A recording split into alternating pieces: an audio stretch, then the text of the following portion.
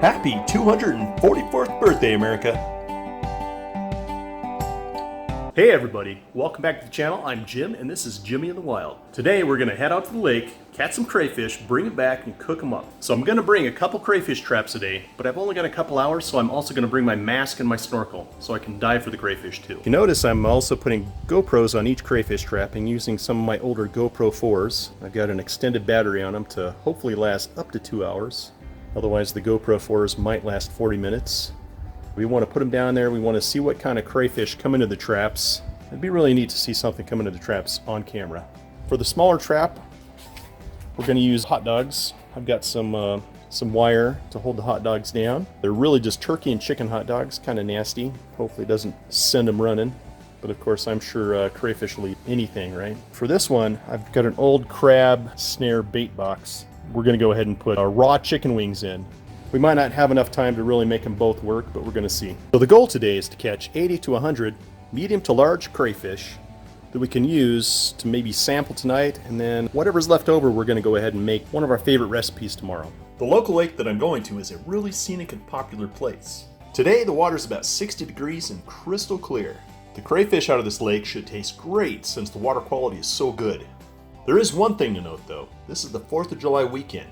I tried to go out on the 4th of July, but there were too many people at the lake and not one place to park. Luckily, the lake is only about 30 minutes from the house, so I was able to go back on July 5th. There were so many more parking places on the 5th of July because everybody was packing up and heading home from the long weekend. The best places to find crayfish in this lake are along shallow sections of rocky shore. Crayfish typically reside under rocks in this lake. I'll set the crayfish traps near the rocks and some rock shelves. This should give the traps the best chance of catching something. Typically, to catch a lot of crayfish with these traps, you need to let the crayfish traps soak for at least 8 to 10 hours, sometimes overnight. I don't expect to catch a lot of crayfish in the traps in just a few hours, but I'd like to see how well they do.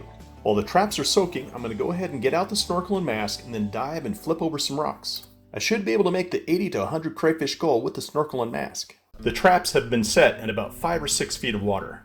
Due to the wave action from all the boats out in the lake today, I couldn't bring them any closer into shore.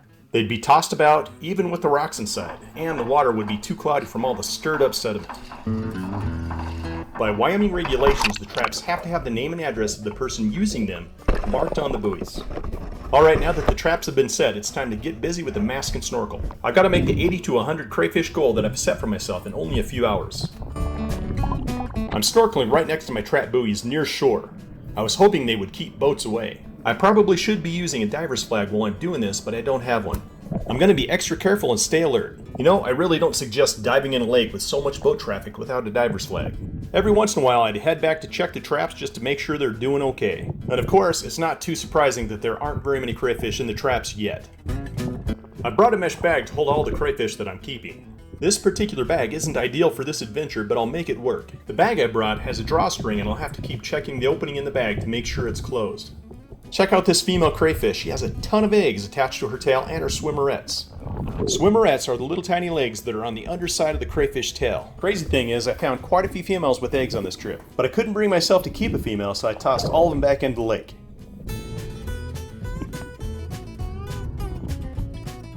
Notice how I'm grabbing the crayfish. If you grab them with 2 fingers in the middle of their thorax from behind, you shouldn't get pinched. Sometimes I just grab them without being careful enough and I end up getting pinched. If you haven't been pinched by a crayfish before, it could be a little bit of a shock when it happens. But don't worry, they usually don't pinch hard enough to do any real damage. I'm beginning to think there are crayfish pretty much under every large rock. Quite often there are several crayfish under a single rock. Many of the crayfish that I find are too small, but there are quite a few that are still the size that I'm looking for. Crayfish have a lot of nicknames and they're found pretty much all over the world. In Australia, New Zealand, and South Africa they're called yabbies or kura. In the United States they're called crawdads, mudbugs, freshwater lobsters, crayfish, and a few other names. I just can't remember everything. And yes, they're definitely related to saltwater lobsters. So in North America there are more than 300 species of crawfish.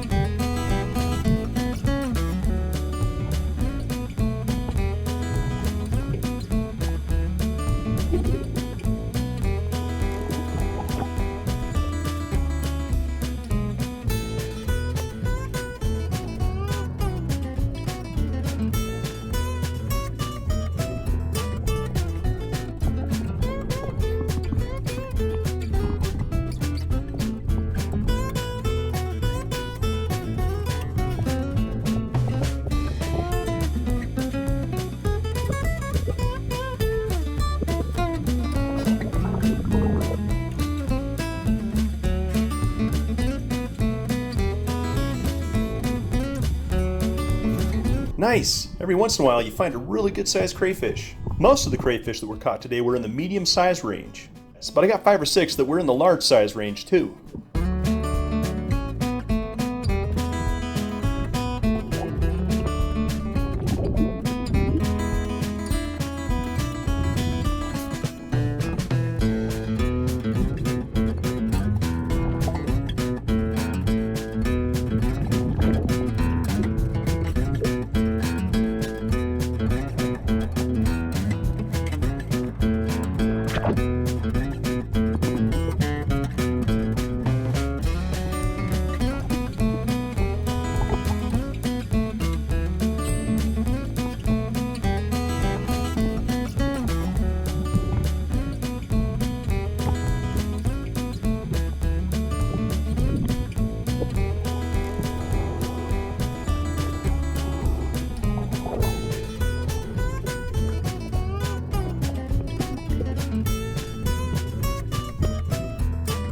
Well, that's probably enough footage of catching crayfish by flipping rocks. Now let's go see what took place in the traps for the last few hours.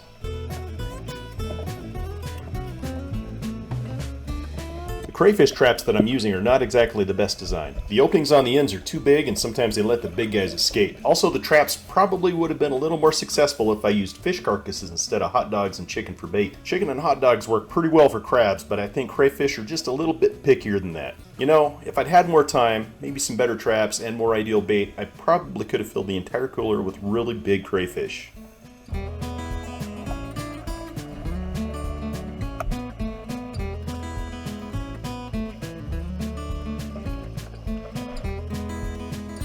Here's something pretty cool. Check out this crayfish fight outside of the trap. I guess that big guy is claiming this spot.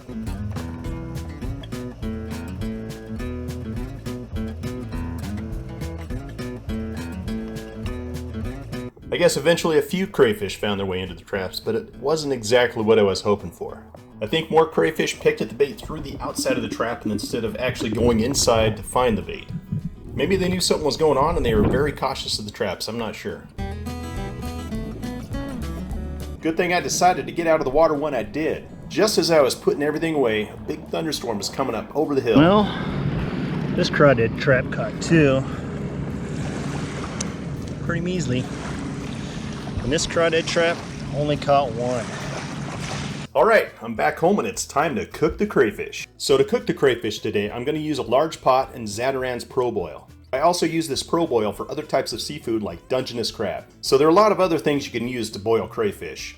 You've got things like Old Bay seasoning, other types of Zatarain seasonings. There's a lot of things out there. You can even make up your own concoction. I'll make sure to rinse the crayfish off with clean water before I put them in the pot.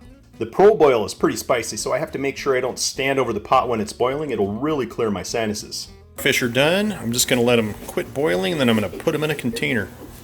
So I caught 80 to 85 medium-sized crayfish with only a few making it into the large-sized group. Oh.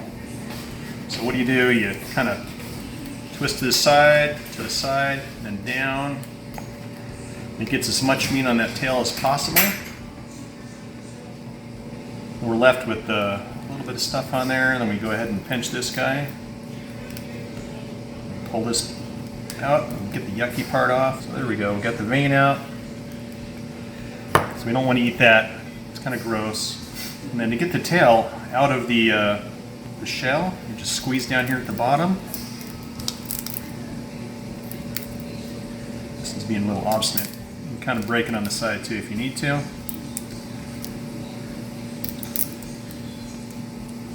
They usually come out if you just squeeze them on the tail. But we pretty much got this guy out almost. Here we go. There we go. Now I don't like that green stuff, so I'll go ahead and wash it before I eat it. Good. This is clean. That's good stuff. I don't know if it was worth snorkeling for 2 hours for crawfish, but they taste pretty darn good. Open the claws. So this is pretty much, just kind of put that in the don't eat it area.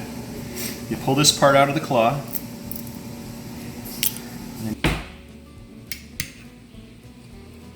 My hand's just a little too.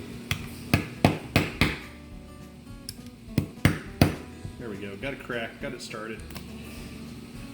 Ah, would you look at that, I got a perfect piece of meat out of that claw.